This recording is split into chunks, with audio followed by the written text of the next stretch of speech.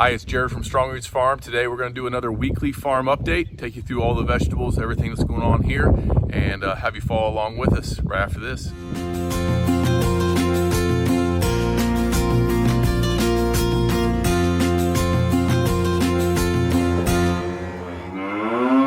So first I want to go over the weather. As you can see, the sky here, it is dark and gray and nasty.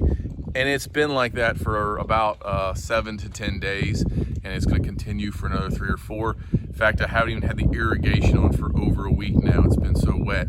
So we've had some flooding here in southern Ohio, and we're continuing to deal with that here as well. So I'm struggling just like everybody else is. Weather is still an issue. If you're a small gardener or a large farmer, you have to deal with that. So that's what's been going on as far as weather-wise. Take you through a few things. First, I'm going to take you out and show you a project that I completed throughout the weather and the mud.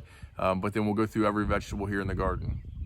So one project I was able to get completed this week, even though it was nasty and muddy, the mud and the ease of the ground kind of actually did help me out, was able to get this culvert end cap. And so this is always nice to do some honeydew projects, beautification of the place. And that is one project that got done this week.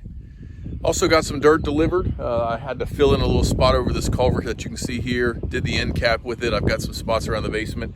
And then I'm also going to take the rest of this dirt and put underneath this black plastic to kind of level the ground out before I start building my beds there where the greenhouse is going. All right, here we go. Row 1, I have my flower mix here, this pollinator mix for my wife.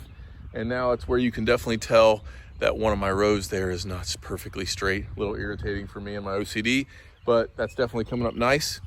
Got about 2 inches of growth here on my second succession of onions. So these were direct seeded, if you remember right. And they're coming up nicely. Got a pretty good spread of them. And I haven't had to do any watering. They should have drip irrigation on them, but I haven't had to put that down because of how much rain we've been getting. First succession of onions, which if you remember, we transplanted. They are still about the same. They're getting hardier and thicker and darker green. So they're definitely growing there. The warmth of the ground has come up some, so it's helped, but I don't have a ton of growth vertically. So maybe another inch this week, but nothing great, but they're still hanging on. Carrots is my next one here. Definitely getting growth in carrots. I want to take you down here and show you. So they're starting to sprout their heads here. So if you can see, they're starting to get that green leaf on them. And so they're definitely digging in the ground. That's coming up good. I've got a good stand on, pretty happy. The sugar snap peas, they're definitely growing up, and I want to take this chance to show you some things that I was worried about with yellowing on plants, and I'll go over that real quick. Okay, so down here on the bottom of my sugar snap peas, I've got some yellowing going on. Okay, at the same time that this yellowing was happening, my cucumbers, my peppers that I transplanted, I had yellowing going on. And there's some major reasons that this may happen with your vegetables, and I want to go over that here in a second. But as we look at sugar snap peas, the tops are nice and green now.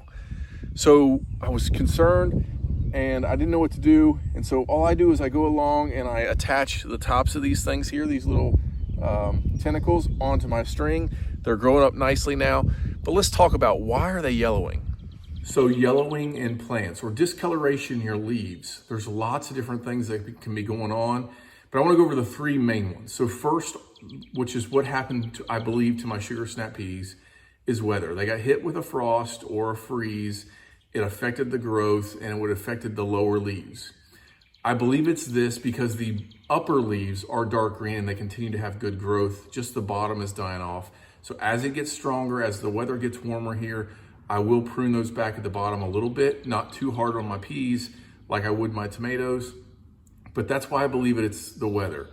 The second thing it can be is a nutrient deficiency. So there's a wide variety of nutrients out there that you can find deficient. For yellowing, the number one, probably the most common, is nitrogen. I know it's not that. I had good compost that was very hot. My soil is good. I built my beds correctly. So at least I believe it wasn't that. The reason I know now it's not nitrogen is the upper leaves are green. So if everything turned yellow and it stayed yellow, I would definitely be doing a soil sample and considering that it's nitrogen.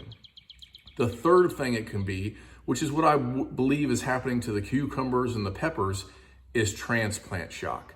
So when you transplant those plants, either we didn't harden them off enough from the propagation table, which could be one thing, or it was just such a subtle change in ground, having them getting used to the different pH, having get them used to the different water level and heat level and wind level.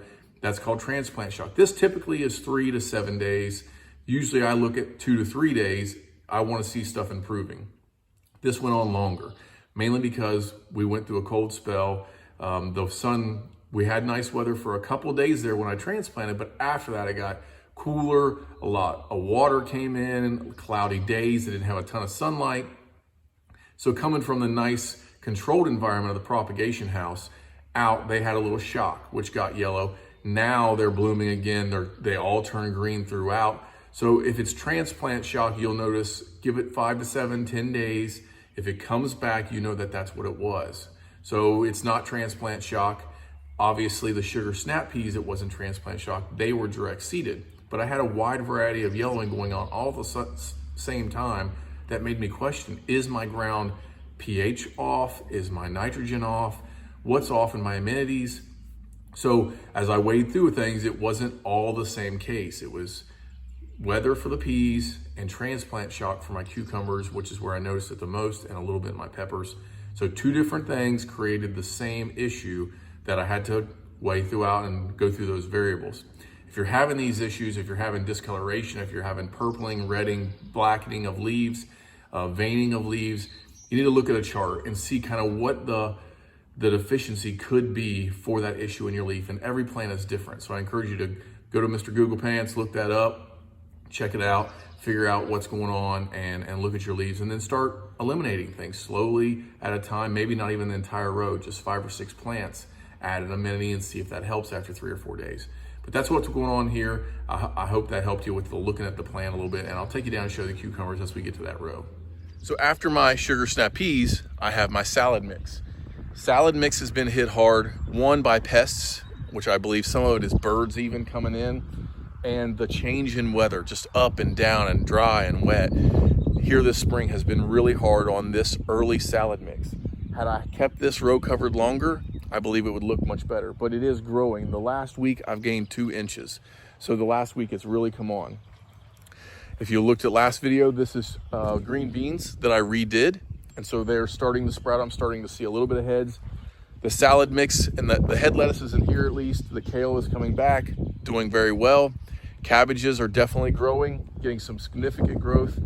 My zucchini, it was underneath the row cover. It got a little burn on the tips, and then it was super wet and then super dry, and I couldn't control the water level. I was giving it the right amount of water when it was dry, but when it was wet, it was too wet. So I got some blackening. So what I did was I pruned all those back. I cut all those leaves off, and it's bouncing back very nicely. Here we have the cucumbers. You can see down at the other end, it looks very nice. Here I'm gonna show you one leaf right here that was kind of what I was seeing.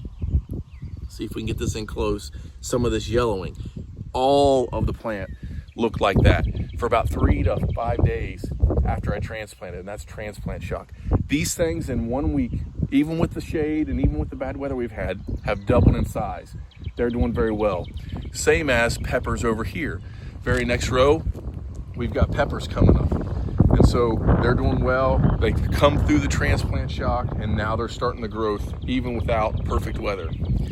Next row, next 2 rows actually are green beans. I did a video on how I direct seed into fabric with green beans. If you haven't seen that, check back on those videos. And you can see here, they're coming up nicely. These 2 rows are different varieties than what's down there. Down there was Provider, and I've got 2 different rows here, 2 different varieties here in these rows, checking those out. The last row here is my zucchini that was also direct seeded into the fabric. I don't know if you can see it or not, but there's a couple coming up down here at this end, 1 or 2, but they're just starting to come up, and we've got about a week on them. So 10 days is okay. I'll start looking at 10 days. They're starting to sprout. And then about 15 days, I'm gonna be saying, okay, that one didn't come up. I need to go get another seed and fill that hole in. That's the garden there. Got 1 more row up here. Sorry for the dizziness. And this is the tomatoes that we've planted. They also yellowed, but they're coming back. Okay, so we've got some good growth here on my tomatoes. For this time of year, they're very small. they have some issues going on, and it's mainly because I don't have a greenhouse.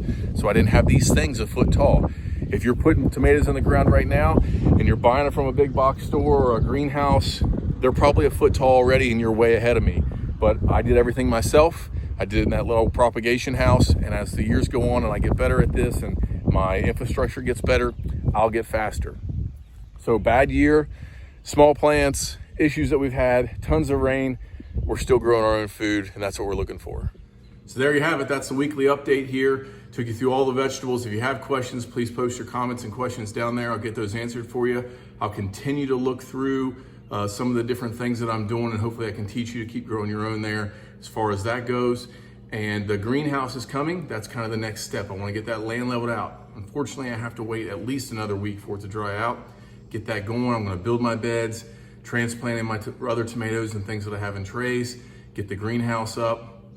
I will not put plastic on it until the late fall. I will just use it kind of as a trellis throughout the summer now at this point. I won't need the plastic, but I'll get all that done, and then we can have winter crops and everything as well. And that's what we're doing here on the farm. Thanks for watching.